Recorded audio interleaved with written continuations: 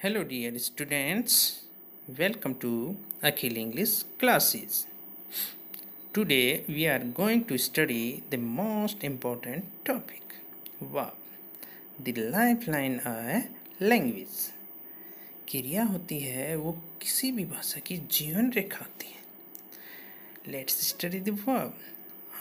हम वर्ब का अध्ययन करते हैं. सबसे पहले इसकी डेफिनेशन देखते हैं. Verb. A verb is a word or group of words that says something about some person, place or thing. Verb है वो एक वर्ड होती है, शब्द होता है या शब्दों का समूह होता है जो किसी पर्सन के बारे में, व्यक्ति के बारे में, प्लेस, स्थान के बारे में या वस्तु के बारे में कुछ हमें बताता है या कहता है. वो शब्द वर्ब कहलाती है. इन अनदर वर्ड्स, दूसरे शब्दों में, ऐसा शब्द जिसका अर्थ करना या होना हो, अर्थात जिसमें करने होने का भाव पाया जाए, वह वर्ब होती है.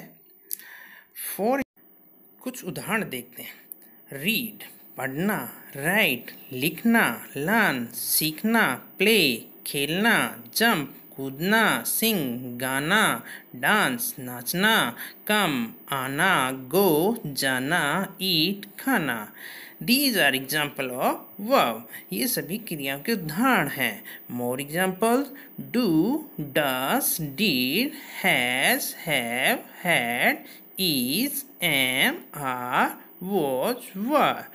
These are also verb. ये सभी भी क्रियाएं हैं जिनकी स्टडी हम डिटेल में आज करेंगे. इनसे क्या भाव पता चल रहा है हमें कि किसी कार्य को करना या होना बताया जा रहा है. वर्ब है वो मुख्य रूप से दो प्रकार की होती है. ऑक्सिलरी वर्ब, जिसे हम हेल्पिंग वर्ब भी कहते हैं, हिंदी में इसे सहायक क्रिया कहते हैं. इसे हम HV से दर्शाएंगे. सेकंड है मेन वर्ब, मुख्य क्रिया, जिसे हम MV या V से दर्शाएंगे. सबसे पहले हम स्टडी करते हैं ऑक्सिलरी वर्ब या हेल्पिंग वर्ब की. सहायक क्रिया. A verb that accompanies the main verb in a sentence in order to make distinction in tense, mood, voice or aspect is called a helping verb. एक verb है जो main verb के अकम्पनाइज होती है, उसके साथ में आती है.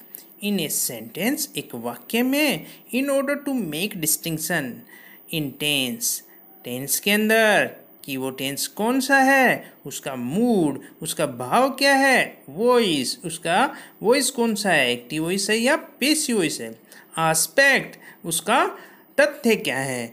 ये सब का अंतर हेल्पिंग वर्ब मेन वर्ब के सहयोग में बताती है.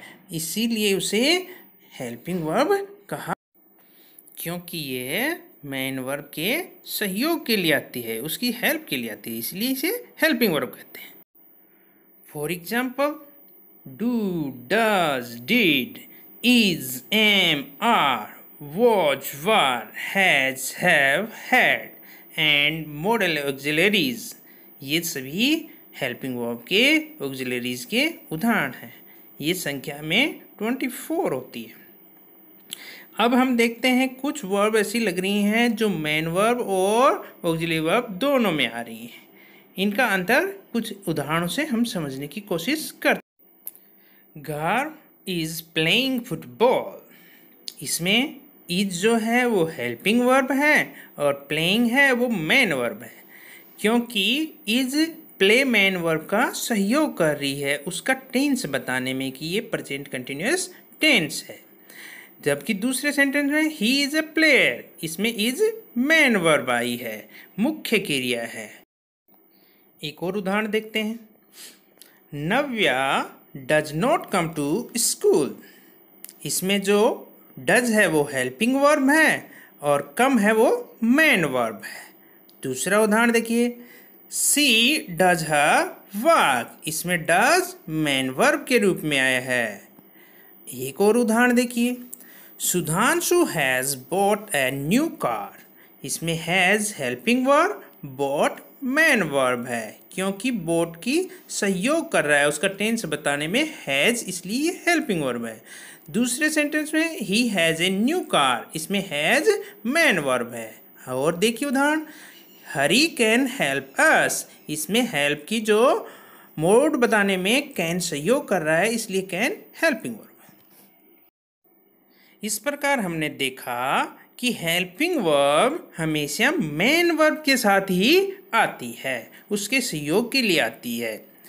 दूसरी बात जो हमें ध्यान देने के लिए है वो ये है कि हेल्पिंग वर्ब है वो हमें उस सेंटेंस का टेंस बताने में कि वो प्रेजेंट है, पास्ट है, फ्यूचर है या कौन से प्रकार का है ये बताता है, या हमें उसका मूड बताता है कि उसमें कौन सा भाव है, कौन सा नोशन है।